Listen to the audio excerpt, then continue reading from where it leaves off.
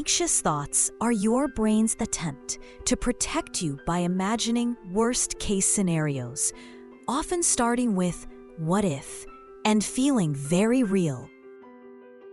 They feel true when you experience them, spiral quickly, focus on uncontrollable aspects, and are often unrealistic, provoking a physical reaction.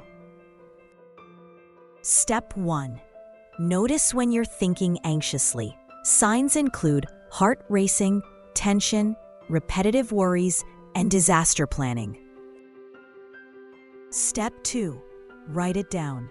Capture your exact thought, like, "I'm going to fail this presentation." Step 3. Ask yourself, is this thought based on facts or feelings? What evidence supports or contradicts it? Step 4. Replace with a balanced thought. Instead of "I'm going to fail," think "I'm nervous but prepared." Perfect timing.